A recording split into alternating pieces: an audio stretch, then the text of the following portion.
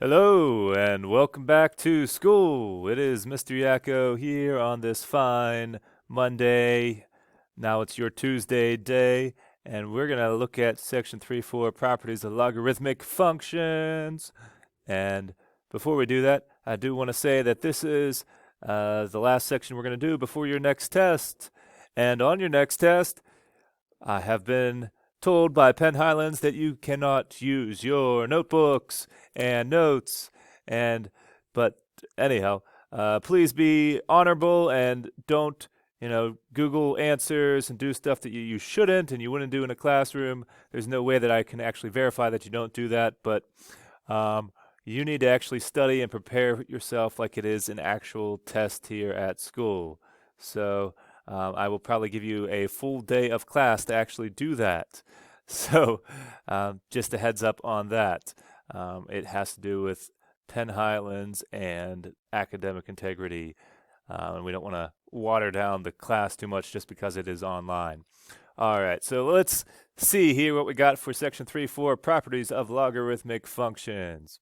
Okay, there are three properties that you guys have to basically know pretty much guaranteed. All right.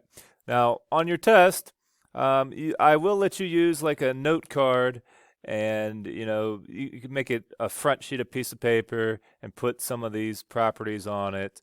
I'm fine with that, but you can't use all of your notes, so you might want to write down these properties on your note card. All right. So these properties look a little crazy, but just remember what logarithms come from is they come from exponents. Okay, so if we have a log base b, the b here is the base of the exponent, and what is actually in the parentheses is what you would get after you raise b to some power. Okay, so all of these properties are kind of similar to the properties of exponents, and what do I mean by that? Well, let me show you real quick here. Up on the top, I'm going to do a little doodling here. So, okay, so you have x to the a power, all right?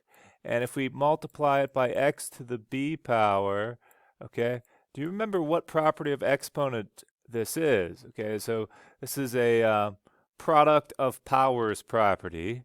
And what that says is what you could do to combine these two is simply add their exponents together, okay, and write it with one base. So it'd be x to the a plus b. And so this property right here, I know it's tough for me to use this mouse, but anyways, this property right here is very similar to the product rule, okay? So remember, logs come from exponents, and so the exponent properties are basically in them, if you think about it. So log base b of r times s is equal to log base b of r plus log base b of s. Okay? And sometimes it's helpful to combine two logs together to write it like this, and sometimes it's helpful to expand it. So you could go either way. It's not just a one-way street here.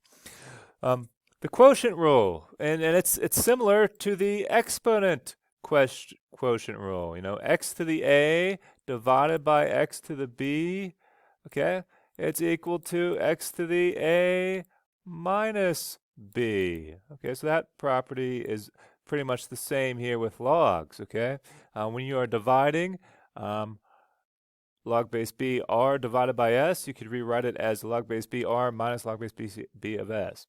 All right, and this power rule, what it allows you to do is take the exponent here, which is c, and basically multiply it by the whole logarithmic function. So anyhow, those are the three properties there, and just make sure you know those very well. That's what all this lesson is really based off of for the most part. So let's take a look at a couple examples here before we go further. Okay, so first example, we're going to write this logarithmic function as an expansion, as a sum of logs. So we're using the product rule to take log base 10, remember if it has an understood base 10 of three things that are multiplied, and we're using the product rule, so we could split it up and write it as a sum there, okay? And then we can actually use the power rule, okay? But before we use the power rule, sometimes you could write a number as a power. So like the number 9, you could write as 3 to the second power. So that line there, you're setting up for the power rule. Now what the power rule allows you to do is take the exponent, okay, you could take either one of these 2's and bring it down front. Okay, so it's now, instead of it being 3 squared, it's now 2 log base 10 of 3. Okay, 2 log of 3. And here 2 log of y, and the middle one didn't change. All right, so that's how you would expand out that log. All right, let's look at the next one.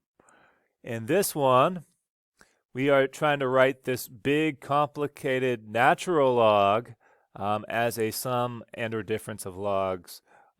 Now, natural logs have the same properties of regular logs. They're just natural. Okay, now just remember, natural log has base e. Okay, base e. It's natural log, log base e.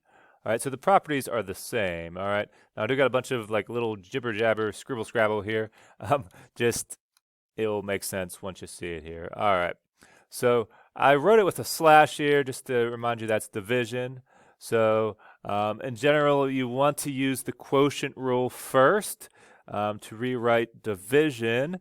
Anytime you have natural log of a big quantity here and it's divided, you want to rewrite it as split it up into subtraction first, and that's using the quotient rule. And notice the numerator now has an exponent here on the outside, and the denominator, which was x cubed, has an exponent on the outside, so we can use the power rule, okay, to bring down the power. Okay. And then you might be thinking, okay, I'm going to use the product rule because I have natural log and there's stuff inside. Now remember, the product rule is when it's multiplication inside, but here you see there's a plus sign, so you cannot use the product rule here. And right down below there's a big do not. Okay, do not distribute natural log or log. So you cannot pass this natural log in. Just like you cannot distribute cosine and sine, okay, because they're functions. You cannot distribute a function with the distributive property, okay? You can only distribute numbers, not functions, okay? Natural log is a function. All right, you have to get that in your head, and don't ever, ever, ever, never, never, never, never try to do this, okay? Because this is wrong as wrong can be. All right, so please don't do that. All right. So there's a little exploration on page 285 in your book, so I hope you have your book, and I want you to try to figure it out. You have to decide which ones are true, which ones are false, and take a second, pause the video, do that now. Ta-da! Okay. That's the pause button, if you didn't get my sound effect there. Anyhow, here are the answers to the exercise that you just did. All right, so let me real quickly go over these, why they're what they are. Number one is obviously false because you cannot distribute the natural log. So that's bad news, bears there.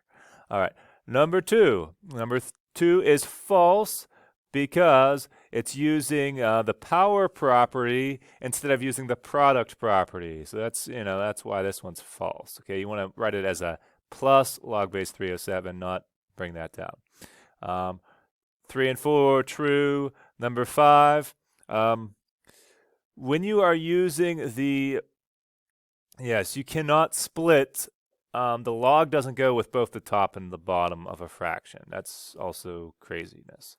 Number 6 is true. Number 7 is a false one. Okay, that's using, it's like saying you got x times x there. X squared, even though it is x times x, okay, that would have a plus sign in between it here and not be multiplied, okay? Because log base 5 of x squared, the log isn't squared, okay, just the x is squared. And so if you want to write it like this, you would have to use the product property, and there should be a plus in between there.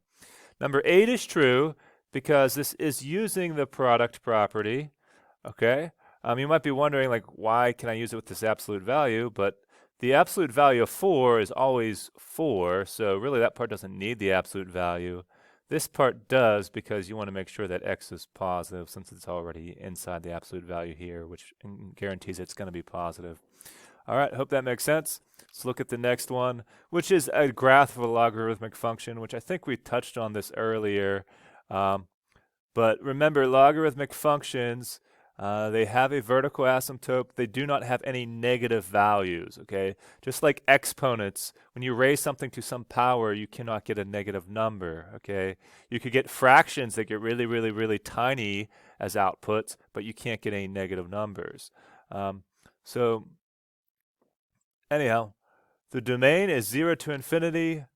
The range is all real numbers, because for the range, remember the exponential functions and logarithmic functions are inverses. So the range is the possible y values that could be the exponent, and you're allowed to have negative exponents, okay? You're just not allowed to have negative answers to exponents. And so the input x here, okay, input x are the results, okay, of an exponent. So like they're the results of 3 squared. They're the results of 3 cubed. Okay, so x is the result of an exponent, and y is the exponents. And the exponents can be negative themselves. They will not have negative results. Okay, so that's why x is all positives, and y can include negatives. Okay, so y, the range is all reals. All right. All this other stuff here is basic. You can kind of get it from looking at the graph. It's nothing to really talk about and think about too much. All right. Concave is just the shape of the graph, and it's concave down because it kind of looks like it's down a little bit. All right. So this is a new idea here, this change of base idea. And if you notice on your calculators, your calculator only has log base 10 and natural log on it. It doesn't have logs of other bases. So if you want to do, like, say, log base 3, there's this little formula here too called the change of base formula. It might be another good one to put on the sheet there for your test. So undesirable bases. So when you have an undesirable base, as in one that the calculator doesn't have, you can change them using this formula, okay? So for undesirable bases, so like imagine the undesirable base is b, okay? And if you wanted to change it, you could change it using this formula where x, okay, so you have the same x here, all right? Now your new base, which, you know, is usually going to be 10, okay, because that's the one the calculator has. But you could actually use change the base formula and use natural log, okay? So basically, you're taking the old base and putting it, you know, as the input of the log function on the bottom here. And then you would have to just type this out in your calculator to evaluate the logarithm, okay? So usually a is equal to 10, or a is equal to e. And when I say a is equal to e, that means you would be using natural log, okay? And you cannot simply just cancel out the logs here. That's craziness. Don't do that. All right, so I'm going to give you a couple examples of this. So here's the natural log version of it. And notice these formulas are basically the same as the last page. All right, the only thing is I didn't write the understood bases on them, as you can see here. All right, so anyways, I'm going to pause the video here because you're going to have to watch part 2 in a second. Thanks.